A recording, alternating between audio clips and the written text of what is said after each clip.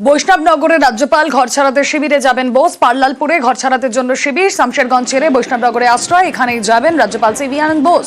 কথা বলবো প্রতিনিধি সেবক দেব শর্মা রয়েছেন সঙ্গে। সেবক, একদমই দেখো, আজ দুপুরে 3:20 নাগাদ মালদহে এসে পৌঁছন রাজ্যপাল সিভি আনন্দ বোস।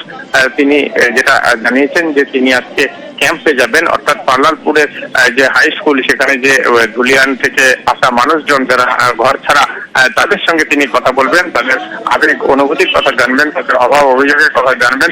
এরপরে তিনি পরবর্তী কি পদক্ষেপ করবেন তা নিয়ে সিদ্ধান্ত নেবেন। রাজ্যপাল এই মুহূর্তে মালদা সার্কিট হাউসে রয়েছেন। এখান থেকে তার পার্লালপুরের উদ্দেশ্যে রওনা হয়ে যাওয়ার কথা, যেখানে গত শনিবার থেকে আশ্রয় নিয়ে রয়েছেন ধুলিয়ান থেকে আসা 2 শতাধিক মানুষ, যারা গোলমালের সময় নদী পেরিয়ে এই স্কুলে আশ্রয় নিয়ে। বেশ নজর থাক।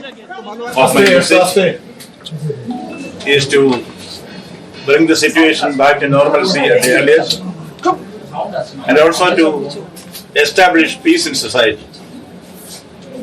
I will listen to the grievances of those who are in the camps here, understand their sentiments, feelings, their needs, then we take proactive action to address their grievances at the earliest.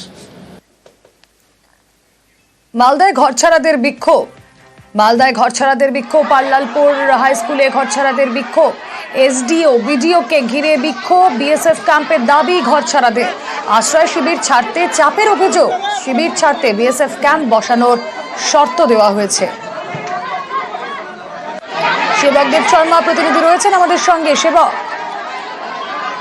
একদমই দেখো, মালদহে পার্লালপুর যে school সেখানে বিক্ষোভের মুখে পড়লেন জেলা প্রশাসনের 2 আধিকারিক, মহকুমা শাসক পঙ্কজ তামাং এবং বিডিও কালিয়াচক 3 সুকান্ত শিকদার। তারা আজকে ওই ক্যাম্পে অন্যান্য দিনের মতোই যান, সেখানে সাধারণ মানুষের সঙ্গে কথা বলেন। আর এখানেই সাধারণ মানুষ ক্ষোভে ফেটে পড়েন। তারা বলেন যে তাদেরকে যে অবস্থায় রাখা হয়েছে তারা কার্যত কারাগারের মতো অনুভূতি, এমনটাই তারা মনে করছেন।